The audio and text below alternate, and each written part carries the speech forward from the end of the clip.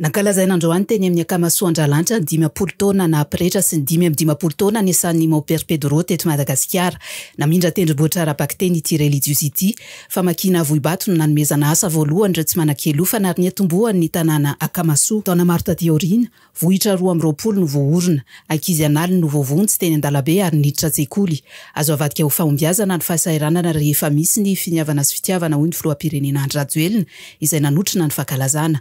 Feno fakasitrahana ny Mao-Père Pedro i Madagasikara ho izy.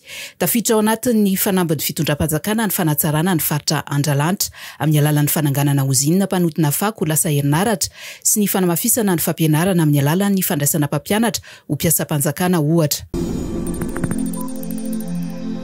Entitra ny mpitantana ny jirama ankehitriny amin'ny ady amin'ny kolikoly.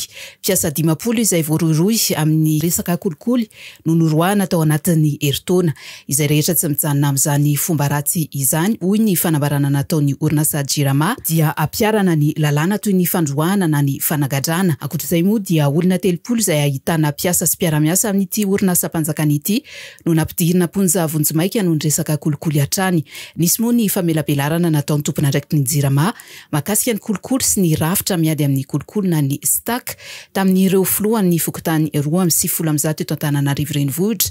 Ny fampidiniana ny ady amin'ny kolikoly nanamarika ny jirama fa maro ireo tranga kolikoly hita eny amin'ny fokontany mandritra ny fikarakarana ireo antota taratasy fampidirana jiro sy ny rano ary misy koa ireo misandoka ho mpiasan'ny jirama ka mitaky vola amin'ny mpanjifa na ihany koa ny tena mpiara-miasa eo anivon'ny orinasa mihitsy no manao izany asa ratsy izany.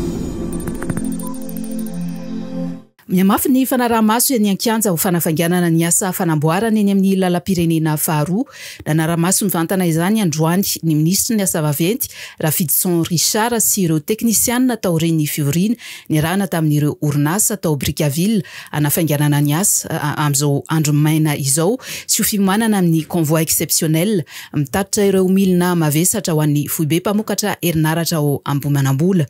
Mandroso sy miafaingana ny asa hoy ny ministra izay nanamafy favonina amin'ny fiakaran'ireo motera vaventy avy any Tomasina ny lalam-pirenena faharoa.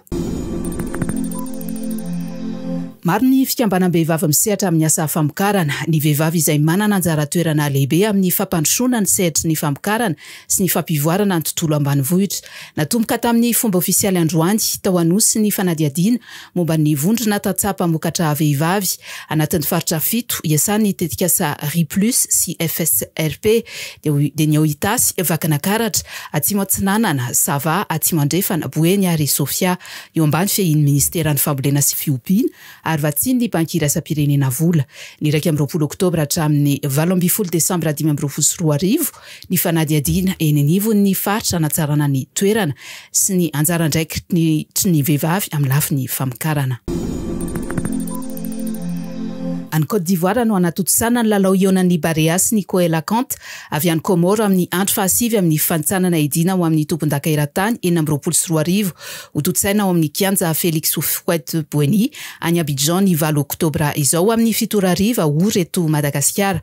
Araka ny fanazavan'ny Corentin Martins, mpanazatra ny Barea A, dia zava-dehibe ho an'ny Madagasikara ity lalao amin'ny Comore ity.